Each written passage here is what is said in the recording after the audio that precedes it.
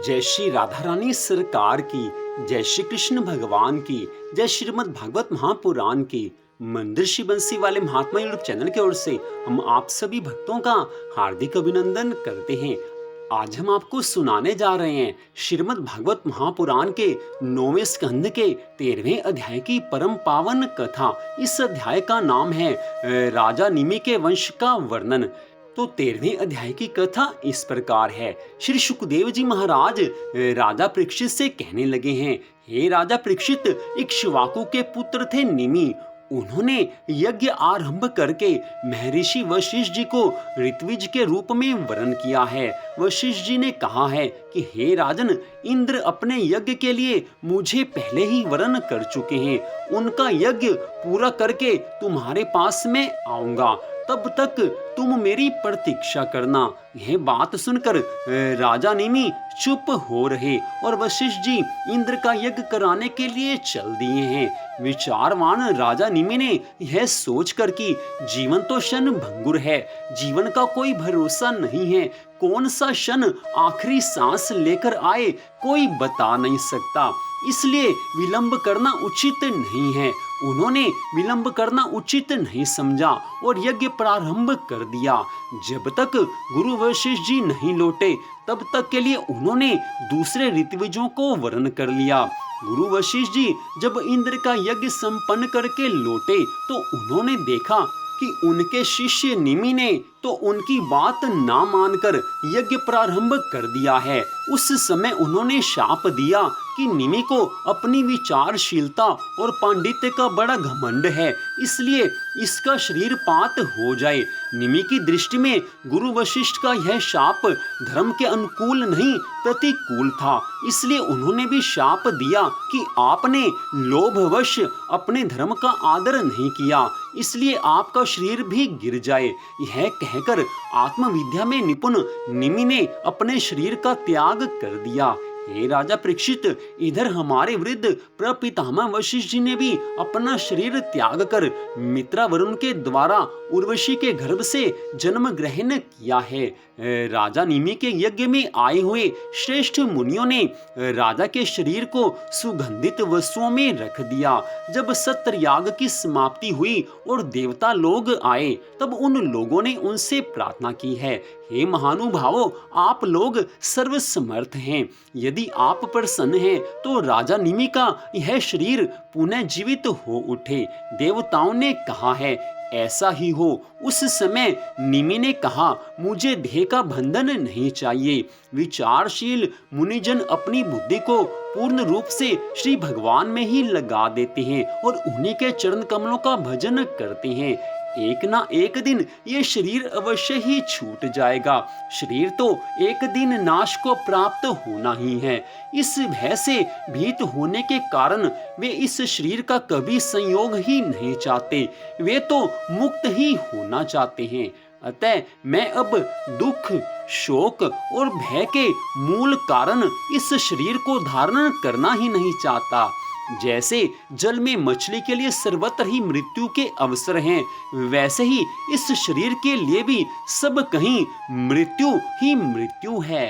यह बात सुनकर सब देवता कहने लगे हैं, हे मुनियों, राजा निमि बिना शरीर के ही प्राणियों के नेत्रों में अपनी इच्छा के अनुसार निवास करें। वे वहां रहकर सूक्ष्म शरीर से भगवान का चिंतन करते रहें। पलक उठने और गिरने से उनके अस्तित्व का पता चलता रहेगा। देवताओं के दिए हुए वरदान के अनुसार राजा निमि प्रत्येक मनुष्य के पलकों में निवास करते हैं। इसके बाद महर्षियों ने यह सोचकर कि राजा के ना रहने पर लोगों में अराजकता फैल जाएगी, निमि के शरीर का मंथन किया। उस मंथन से एक कुमार उत्पन्न हुआ है। जन्म लेने के कारण उसका नाम हुआ जनक। विदेह से उत्पन्न होने के कारण वह देह और मंथन से उत्पन्न होने के कारण उसी बालक का नाम मिथिल हुआ है। उसी ने मिथिलापुरी बसाई है। इससे आगे की कथा का वर्णन करते हुए श्री सुखदेव जी महाराज आज कहने लगे हैं, हे राजा परीक्षित, जनक का उदावसु, उसका नंदी वर्धन का सुकेतु, उसका देवरात का बृहद रथ का महावीर का सुधृति का धृष्ट केतु का हरियश्व, और उसका मरु नामक पुत्र हुआ है। मरु से प्रतीपक से कृति रथ से देवमीड़ से विश्रुत, और विश्रुत से महाधृति का जन्म हुआ है। महाधृति का कृति रात का महारोमा का स्वर्ण रोमा, और स्वर्ण रोमा का पुत्र हुआ हर्षवरोमा, और इसी हर्षवरोमा के पुत्र महाराज शीरध्वज थे। वे जब यज्ञ के लिए धरती जोत रहे थे, तब उनके सिर अर्थात हल के अग्रभाग फाल से सीता जी की उत्पत्ति हुई है। इसी से उनका नाम शीरध्वज पड़ा है। शीरध्वज के कुशध्वज के धर्मध्वज, और धर्मध्वज के दो पुत्र हुए कृतध्वज और मितध्वज। कृतध्वज के केशीध्वज और मितध्वज के खांडक्य हुए हैं। हे राजा परीक्षित, केशीध्वज आत्मविद्या में बड़ा प्रवीण था। खांडक्य था कर्म कांड का मर्मज्ञ। वह केशीध्वज से भयभीत होकर वहां से भाग गया। केशीध्वज का पुत्र हुआ भानुमान, और भानुमान का शतधुम्न था। शतधुम्न से शुचि से सनद्वाज से उधर्व केतु से अज से पुरुजित से अरिष्टनेमी से श्रुतायु से सुपाशर्वक से चित्ररथ, और चित्ररथ से मिथिलापति शेमधि का जन्म हुआ है। शेमधि से समर्थ से सत्यरथ से उपगुरु से उपगुप्त नामक पुत्र हुआ है। यह अग्नि का अंश था। उपगुप्त का वस्वनंत का युयुध का सुभाषण का श्रुत का जय का विजय, और विजय का ऋत नामक पुत्र हुआ है। ऋत का शुनक का वीतहव्य का धृति का बहुलाश्व का कृति, और कृति का पुत्र हुआ है महावशी। हे राजा परीक्षित, ये मिथिल के वंश में उत्पन्न सभी नरपति मैथिल कहलाते हैं। ये सब के सब आत्मज्ञान से संपन्न और गृहस्थ आश्रम में रहते हुए भी सुख दुख आदि द्वंद्वों से मुक्त थे। क्यों न हो याज्ञवल्क्य आदि बड़े बड़े योगेश्वरों की इन सब पर महान कृपा जो थी। बड़ी सुंदर कथा का वर्णन आज श्री सुखदेव जी महाराज ने किया है। राजा निमि के वंश का पूरी तरह से वर्णन किया है। एक एक राजा के बारे में सब कुछ बताया है। श्रीमद् भागवत महापुराण की कथा में भक्ति भी मिलेगी, ज्ञान भी मिलेगा। योग साधन के अनुसार भगवान को कैसे प्राप्त करना है वो शिक्षा भी मिलेगी। श्रीमद् भागवत महापुराण में सब कुछ समाया हुआ है। जो श्रीमद् भागवत महापुराण का सहारा लेता है, इसका आश्रय लेता है, शरण लेता है, उसी का जीवन सफल हो पाता है। कलयुग में श्रीमद् भागवत महापुराण केवल एकमात्र ऐसा ग्रंथ है जो भगवान श्री कृष्ण जी का दूसरा स्वरूप है।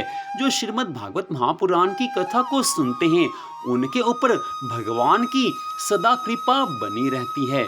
तो मंदिर श्री बंसी वाले महात्मा यूट्यूब चैनल की ओर से आज की इस कथा को आपने सुना। इससे अगले अध्याय की कथा में चंद्रवंश की कथा का आरंभ हो जाएगा। वही चंद्रवंश जिसमें भगवान श्री कृष्ण जी ने अवतार लिया था। लीला पुरुषोत्तम भगवान श्री कृष्ण जी ने चंद्रवंश में अवतार ग्रहण किया था। उसी चंद्रवंश की कथा का वर्णन अगले अध्याय से आरंभ हो जाएगा। तो आपसे निवेदन है कि सारी कथाओं को आप सुनते रहें। मनुष्य जीवन सफल उसी का जानना चाहिए जिसका मन भगवान जी के चरणों में लगा हुआ है। संसार से प्यार करने वाले तो आपको हर तरफ लोग मिल जाएंगे। संसार से प्यार करने वाले चारों तरफ मिलेंगे।